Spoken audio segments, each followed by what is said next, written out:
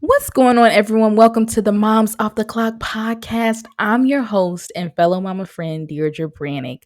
This podcast is dedicated to the moms who need a break to just talk, laugh, feel encouraged, and to examine what we are collectively facing as mothers, society standards, and exhaustion. You are not alone. It is a pleasure having you all join me in my conversation about motherhood. Welcome to the new moms watching this.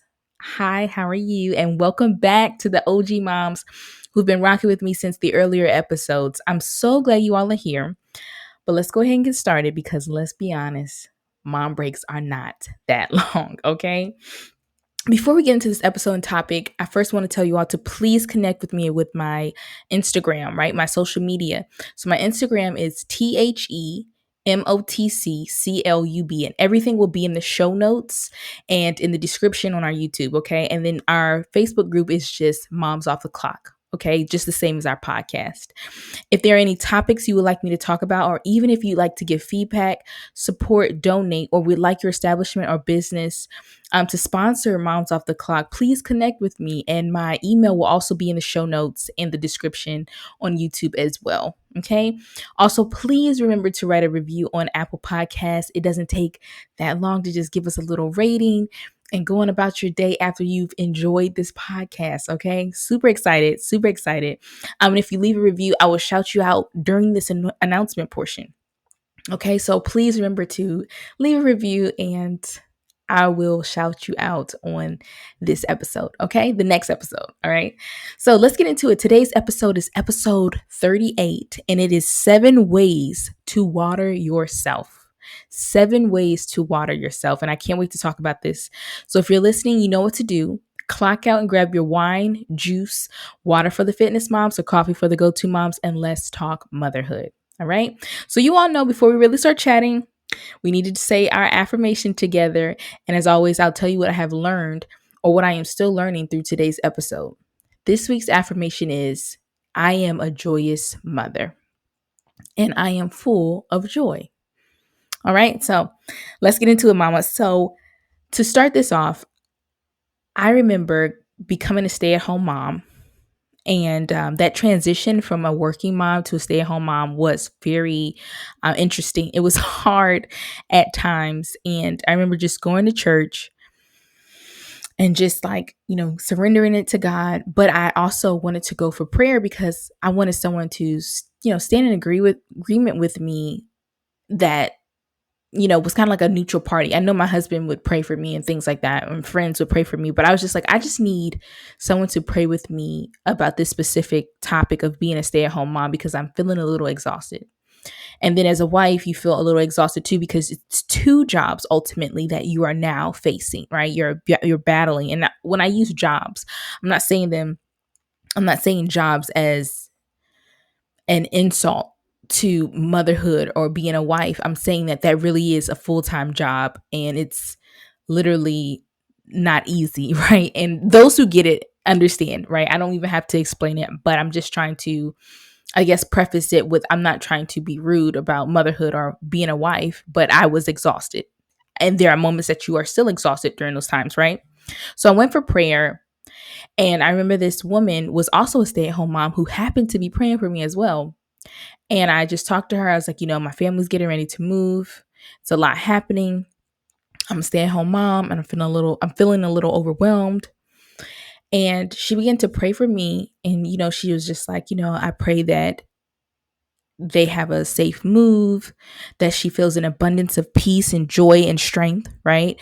But then she said, I also pray that Deirdre is able to have joy in moments when she is around her child and joy in the moments when she just feels overwhelmed. And I want her family to see the joy within her. And I pray that she actually feels that joy and it's not a facade, right? And I was just thinking about this.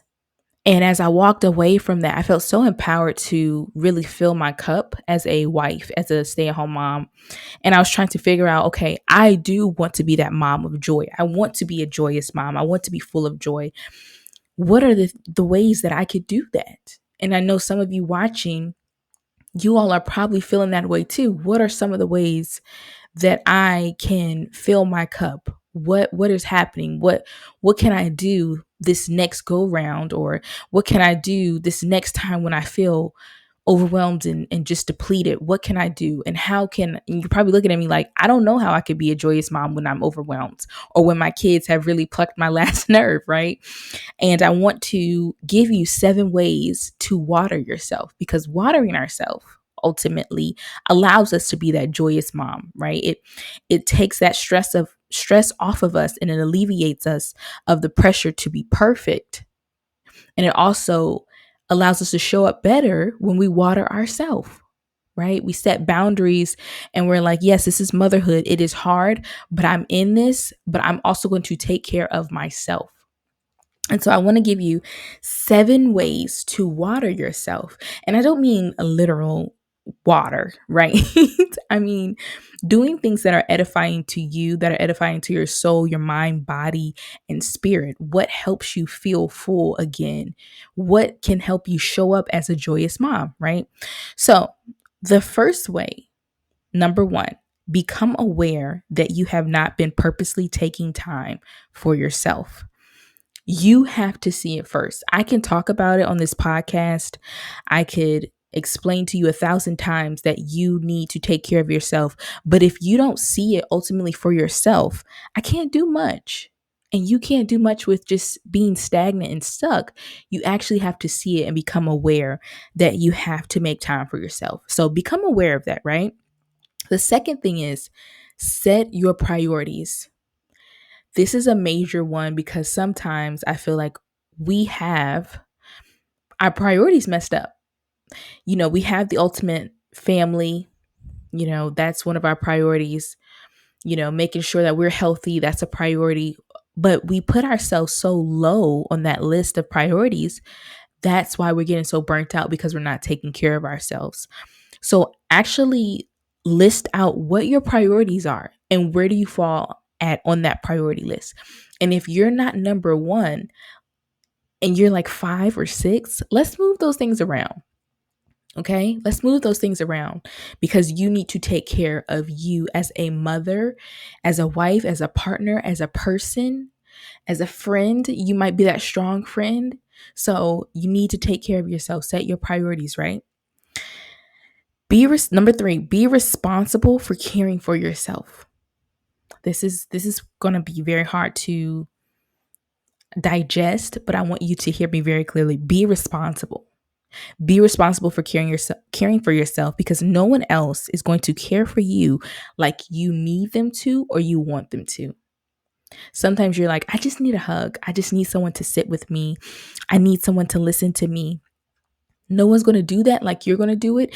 And let me tell you something. When you do not have someone in your support group that can listen to you, I'm going to say it. I'm advocating for therapy. Therapy, therapy, therapy. You need someone that you can neutrally talk to, like someone's a neutral, and they can talk with you and talk to you to help you just find some balance in your life, find some resolutions. Therapy, okay?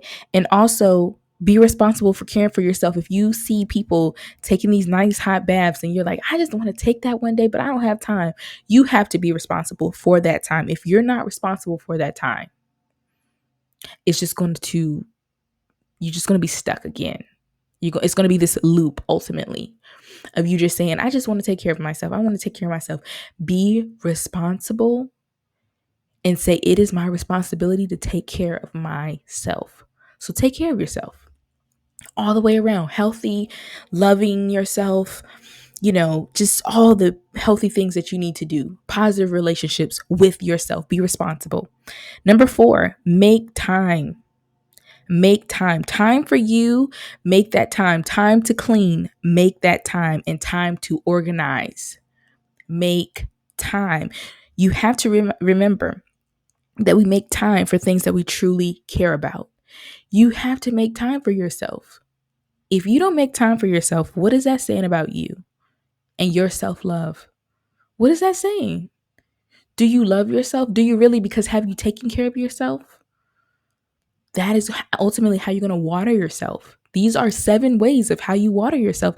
And I really want you to hone in on these things. I hope you're taking notes. I should have said that in the beginning. Take notes or run this back. Go grab your notebook and a pen or a pencil and take notes. Or if you're a digital person, open up your notes on your phone. Type this out so you can have it wherever you go, because you know that phone is glued to your hand, which is going to lead me to the next step. That was so timely.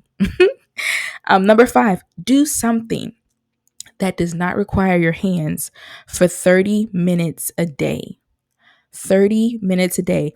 That means do not scroll on Instagram, TikTok, Reels, or do work. Take time to just be still. What does that look like, you may ask?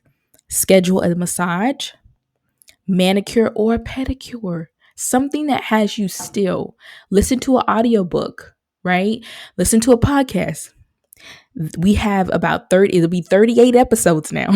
There is something for you to listen to and feel encouraged about, right? So I want you to do something that does not require your hands for 30 minutes. You can even watch YouTube, but if you find yourself doom scrolling on YouTube, maybe that will not be something that is beneficial for you, but do something that involves you being still and just relaxing, okay? Number 6, work on improving a skill that will help towards a goal. All right. Listen to a podcast, read a book, do some research. Work on a skill that you know that you need to improve on. There are tons of things to help you achieve your goals out there. Free things at that. Free, FREE. You know I love free. Free things. You want to know how to do something? Go on YouTube. It's literally there, right? If you're trying to grow a business, go on YouTube. It's there. So many people have so much content out to help you build what you are trying to succeed at. If you're trying to learn a new hobby or a skill, it's up there. Go on YouTube, right? And if you want to, and you don't want to look at YouTube, podcasts. There are so many different podcasts out there of people literally explaining the thing that you need or want to understand and learn. You just have to do work on that. You have to do the research, work on that that skill that you want to move that will help you move towards a goal. You have to be responsible once again, right? And work on improving that skill. That is how you're watering yourself, because you're feeding yourself knowledge. Knowledge is ultimately power, right? That's what they say. Knowledge is power. I know it's very elementary school, but it really is. It helps you water yourself. It helps you feel good about yourself when you're improving in something that you're working towards. Okay. My last step, number 7, make a commitment and find an accountability partner. We fail if we do not have a plan in place. All right. And we also fail if we have no accountability to improve. Quick story. I have an Apple Watch. I want to lose weight, right? And I kept finding myself not completing my workouts for the day. I found myself struggling with that. And I finally text someone who was on my watch, who I get all her notifications that she was finishing her workouts and everything. And I was like, hey, Kim, I want you to hold me accountable. And the next week goes by. I told her, I was like, hold me accountable. And if you don't see my accomplishment by the end of the day, please tell me, like, hey, let's tap in and get it done before the end of the day is over, right? And so a week went by and Kim sends me a text message on like Monday, and she's like, hey, I know that life gets hectic, but you have to make yourself a priority. And if you want to reach a goal, you have to get it done. So today, move your body. And at first, you're not used to someone holding you accountable like that. So kind of, if you're not careful, you'll feel defensive almost, but you have to realize you asked that person to hold you accountable. So get in line with that accountability and work towards that goal.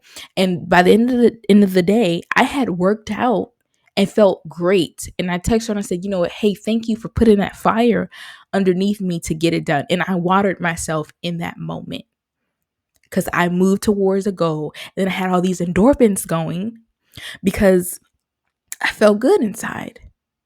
So you have to make a commitment to say, hey, I'm going to do this. And this is how I'm going to get there, because I have an accountability partner. Right? And then make that plan of action. I said that as well. If we don't have a plan in place, we will fail. Make sure you have a plan of action, what you will get done that day. Do not load your day full of to-do list. right? But make three things you really have to get done and do it. Okay? Those are 7 ways to water yourself. This is a fairly shorter podcast, but I really wanted to just talk about those 7 ways to water yourself because there are a lot of moms out there who feel overwhelmed, or you're not showing up for your kids the way you want to, or people the way you want to, because you're depleted and you're burnt out. And now it's time to get back to you, and it's time to water you so that you can thrive and bloom where you are planted. Okay? You got this, mama. You got this. And I'm so proud of you for listening. And as you get ready to clock back in, mama, know that you're doing your best. It's not about being perfect. It's about being progressive.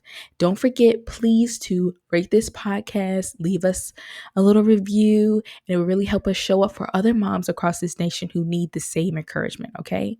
But until next time, mamas, see you soon. And let me go check on my baby. All right. Bye-bye.